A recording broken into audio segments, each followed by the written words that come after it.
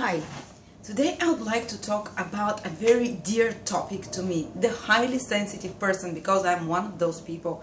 And I think it's so important for you to find out. You usually know if you're highly sensitive, but you can see astrologically for yourself or for people that you know if they're highly sensitive, and you can learn how to treat them better, because these people are a group of about 10 or 15% that are born on earth, that they're born with this quality. It cannot be changed, and others tend to be, look at them down because these people are too sensitive, they react too strongly, even to colors, to smells, to outer stimulations. They're impressionable, they tend to make like naive, childish mistakes when it comes to relationship. But I'll tell you later on what the sensitive person is exactly like. But first of all, I want you to find out if you have the markings of a highly sensitive person, and later I'll tell you how to protect yourself, how to make sure you go into good relationships, that you are not used by others, that you don't keep making the same mistakes that a highly sensitive person does. Or if you have a child or a spouse that is highly sensitive, I'll give you some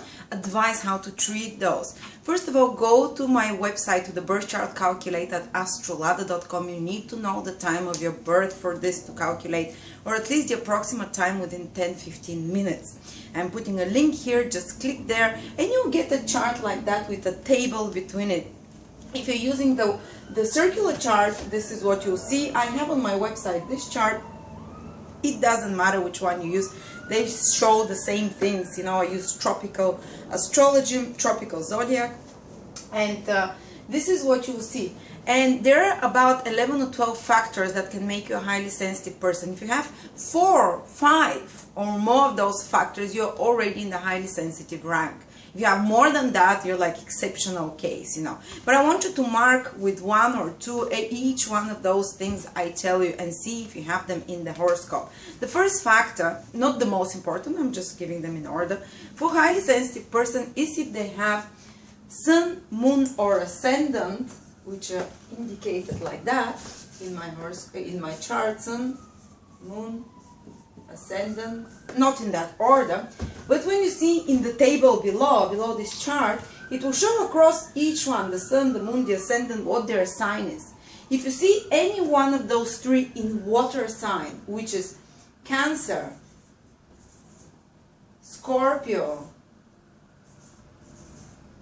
or Pisces, any one of those 3 in water sign, it's given 1 point towards being highly sensitive person. If you have 2 of those or 3, it's still, it's still 1 point, but it's more on a, much higher level. Then I want you to check. You have 7 planets there. If you have 4 or more planets in water signs, in those 3 signs, Cancer, Scorpio, Pisces, it can include again the sun, the moon, Mars, Venus, Mercury, Jupiter or Saturn. 1, 2, 3, 4, 5, 6, 7. So one of those 7, don't count Rahu or Ketu, these are not planets, these are points. So if you have again 4 or more of those 7 planets in Cancer, Scorpio, Pisces, give yourself another point.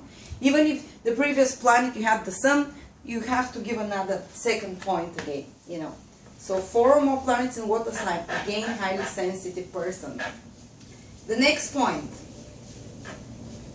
if you have sun or moon in 12th house, and this is the 12th house in my chart, it's shown here, it will be indicated with the Roman numerical 12. If you see planets here, not planets, particularly the sun, the moon, or the ascendant ruler. If you know a little bit more astrology, it means the planet which rules the sign on the ascendant. Say if you have Capricorn ascendant, Saturn rules that sign. If you see it here in the 12th house, in the 12th sector, it's indicated here. Or sometimes the 12th house cusp might be here in this triangle. Again, count it. If you see the sun or the moon together with the 12th house cusp, or which is indicated with the Roman numerical, or in this square, As long as it's in the square, it already has the influence of 12th house. Because 12th house is the hidden psychic house. It's very psychological. It's very sensitive. It's the house of the intangible, the invisible world. So such people tend to have a very rich inner life, very impressionable personality. 12th house rules all this mystical, subconscious part of the person. So it makes them very kind of sensitive again. Okay, so 3 ones so far. So then I want you to see if you have 4 or more planets from the 1st till the 7th house. You know, from here, any planets here in that part. Basically, if you're using the circular chart, it will mean any planets below the horizon. The circular chart shows better. This is the horizon. This is above, what you see on the sky. This is below the earth. So if you have like 4 or more of those 7 planets that you see without Ketu or Rahu, only the Sun, Moon, Mars, Saturn, Venus, Jupiter, and Mercury, those 7 traditional planets, I hope you see. If you see them from this to this house, or in my chart they will be shown here. Say you have Saturn here, Moon, Venus, Sun. So you have, say, 4 planets in those 1, 2, 3, 4, 5, 6, 7 below the horizon, basically. Here in the circular chart there below the horizon, this is the hidden part of the horoscope. If this is society and everyone seeing you, you know, during daytime, this is the what you see above. What is beneath earth is hidden, is more mystical, is more sensitive. It makes the person way more deeper emotionally, much more colorful and emotionally careful, you know, inner life, which is like an iceberg. Such a person is like an iceberg. You don't see on the surface whatever you see. There is much more depth within, because it's all underneath. Their feelings are so powerful and seething, even if they don't show it, you know. Private people, more private. So 4 or more planets below the horizon, which means from the 1st till the 7th house, 1, 2, 3, 4, 5, 6, 7, somewhere here. And actually the more they're concentrated at the bottom, the more private the person becomes, actually, when they're around the 4th, the 5th, the 2nd, you know, here houses.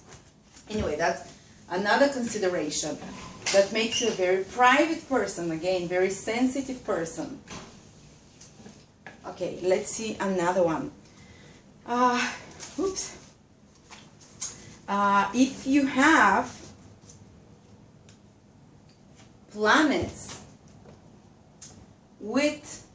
if you have North Node or South Node, which are called Rahu or Ketu, in the 1st, 4th, 7th or 10th house. In my chart there are Rahu, Ketu, you know, in any of those 4, these are the 1st, the 4th, the 7th and the 10th houses. Basically here, 1st, here, 1st, 4th, 7th and 10th houses. Because the 1st, 4th and 7th and 10th houses are the hinges of the horoscope, the backbone of the horoscope. You know, this is the horizon, the 1st and the 7th house, and the 10th and 4th house is the it's basically the midheaven. The 10th house is the career, the 4th house is the emotional well-being and family. The 1st house is the body, health and self and path in life. The 7th house is relationships. So the 4 most important areas of your life, these are the 4 cardinal houses first. So if you see Rahu Ketu with the 1st Roman numerical, with the 4th Roman numerical in my chart, with the 7th Roman numerical as well, it works, with the 10th Roman numerical. You know, sometimes the 10th Roman numerical might be here or there, but if you see still Rahu here or Ketu, again, you have the North Node or the South Node, which are very psychic influences, influencing the most important hinging areas of your life: love, relationships, career, family, personal path in life, individuality. So these are like gates, Rahu and Ketu. These are psychic gates. These are like black holes, like vortexes that kind of make gaps there and make you very sensitized to the invisible realms. Whether it's in your career, in your family, these are the 4 important areas in your life. So it makes you very sensitive in those areas. I have to talk more in depth about Rahu and Ketu, what they make, but they're highly psychic influences, and when they're on the corners, as we say, on the angles of the horoscope, which is close to the first house cast, 4th, 7th or 10th house cast, and they're always opposite each other, Rahu and Ketu. Just they always, if Rahu is in the 10th house, Ketu will be in the 4th. If Ketu in the 1st, Rahu will be in the 7th. So if you see any of this, again, give yourself another point because towards sensitivity. Because again, as I said, you're more like an open psychic gate for influences, for impressions from outside. This Rahu is in mythology is basically is a dragon that has it is the head of the dragon. It's a demonic influence that had its head cut, and it's always hungry and eats and can never keep anything. So it's like when you have Rahu or Ketu powerful on angles, there is always like this insatiability and this openness towards things that you want to receive more, while Ketu is more psychic influence in a different way. But I'll talk about this too another time. I don't want to take so much time. So this is another way. Or if you see in the same square or like triangle, Rahu with the sun, or Ketu with the sun, or Ketu with the moon, or you know, any combination of Rahu or Ketu with the sun or with the moon. If you see them together in any of those squares, Rahu plus moon, or Rahu Ketu, or Rahu or Ketu plus the sun, or you know, so if you see the sun with Ketu, or the moon with Ketu, or Rahu with the sun, or Rahu with the moon, again, it's like a psychic gate. These people are highly impressionable, highly sensitive people. They can have extremes of modes. One moment they're happy, one moment they're sad. They can have extremes of impressionability in regards to their personality, who they are. So one moment they're this, you know, almost like sometimes can get to bipolar. Not extreme, but these are one of the combinations of mental instability. I have that.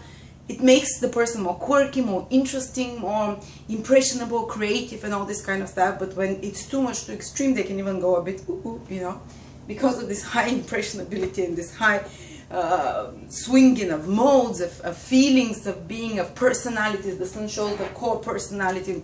The moon shows the emotions and how you deal with them. The moon with Ketu in the same sign.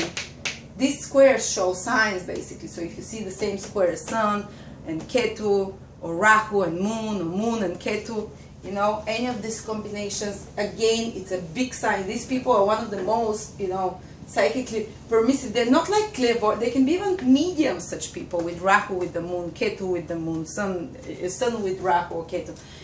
Or the ascendant ruler, again, if you know how to see your ascendant ruler, the ruler of the sign that is rising in your horoscope, if it is with Rahu or Ketu in the same sign in the horoscope, again, it makes you very highly permissible, very highly impressionable, and again, makes a very sensitive person.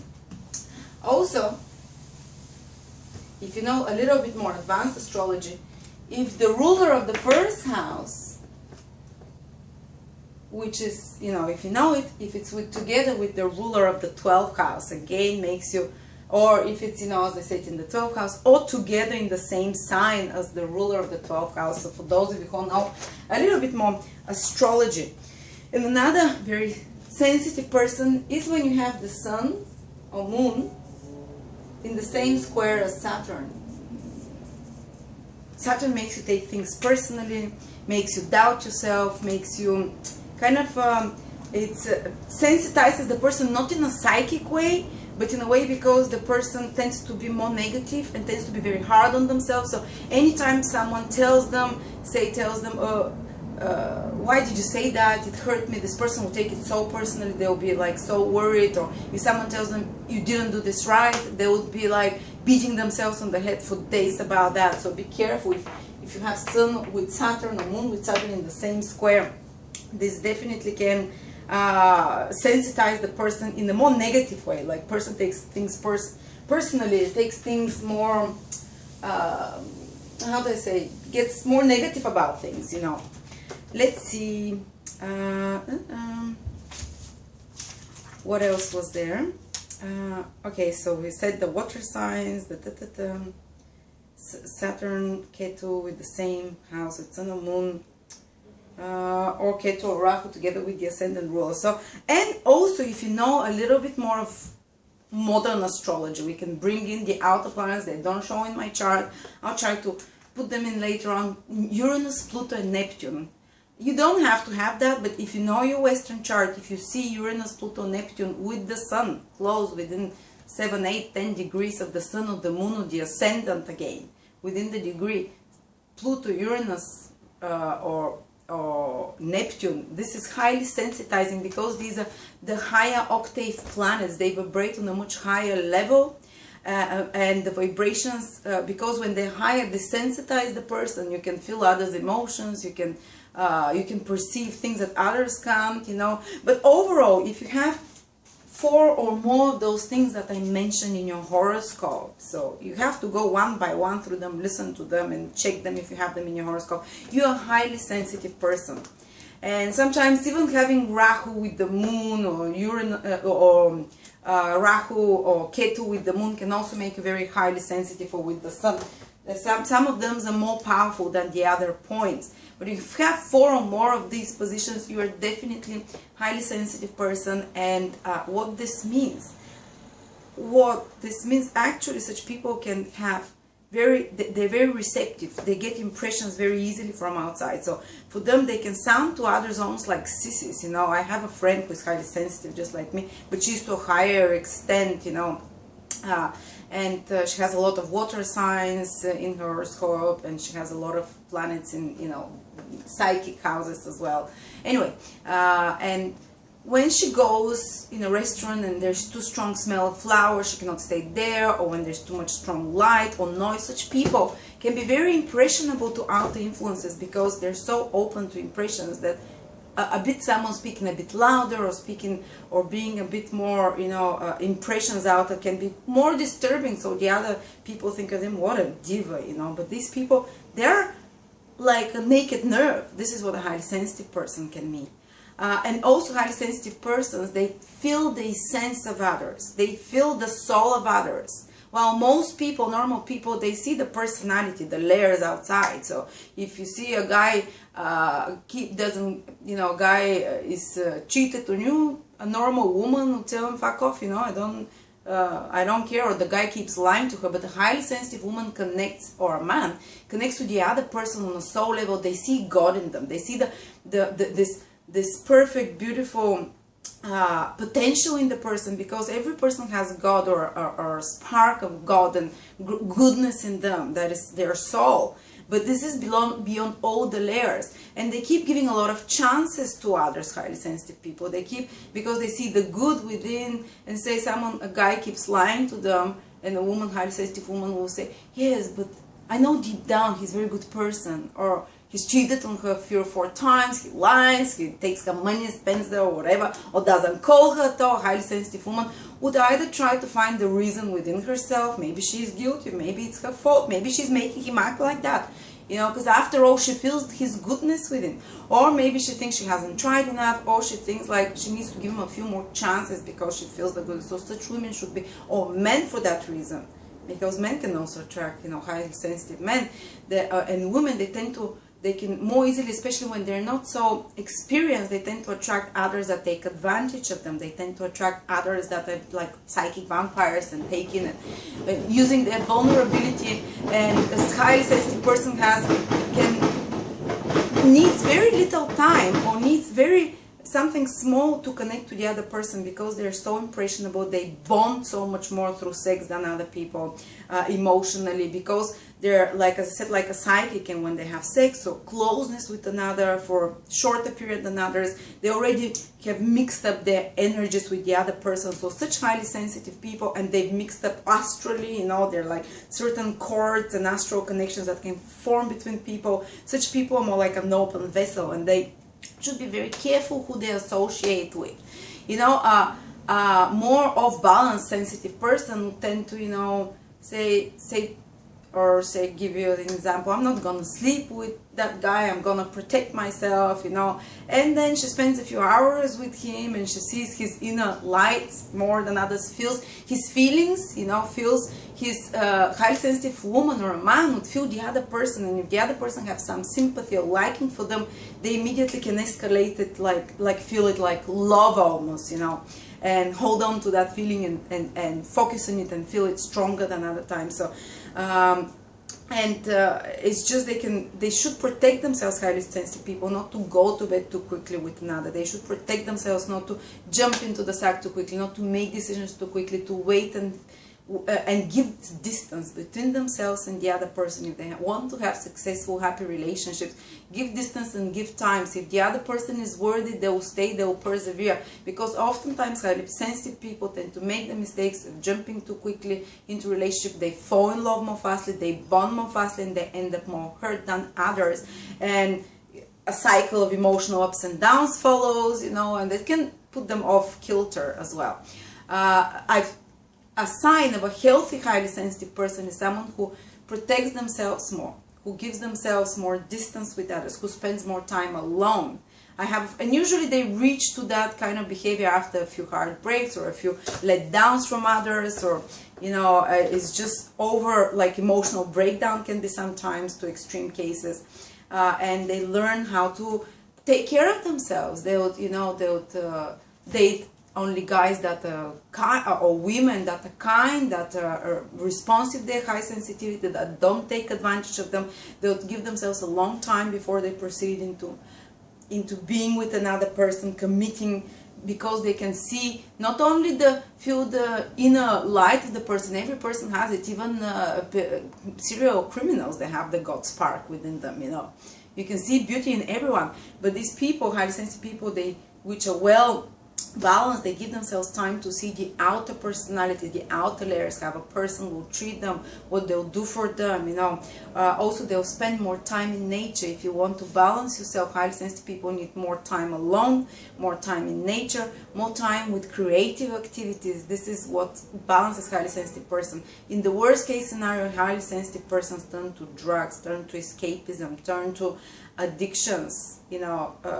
It's not unnecessary, but in the extreme cases, if you're highly sensitive, you can develop those things to dull the onslaught of impressions and feelings that comes to you. The best way is through nature. You know, I'm giving you this advice. I'm highly sensitive. I'm struggling with that, you know. It comes better with age, but they need to learn to say no. They need to learn to protect themselves. They need to learn to spend more time alone, to contemplate prayer, connection with God. They usually, highly sensitive people, they have a natural affinity towards God because they feel the inner, you know, spiritual realms more than others. But they're good things to highly sensitive people. They are the most inspirational people usually. They're the ones that bring up the inspirations from above. They're the one that brings creative impulses. They have rich imagination and soul, and they're you know, they can feel you, they can help people, you know, all those beautiful things. We need highly sensitive people, but they just need to learn how to protect themselves, and how to find, if you have a child or a spouse that is highly sensitive. My boyfriend thinks I'm mad, you know. I can be super happy one moment, down another, you know. This roller coaster feelings just from seeing an advertisement. I can cry, for instance, and I see other highly sensitive people do the same, and others can laugh at them or think they're kind of, you know, totally mentally unstable. But with age, highly sensitive people learn how to protect, as I said, nature, being kind to yourself, giving space between yourself and others. Don't allow too many people in your personal auras unless they're very high quality people, because you tend to pick up negative influences and traits from others more easily unless you are more evolved, highly sensitive person who is dedicated to art and to, you know, to helping others a lot. But anyway, thank you so much.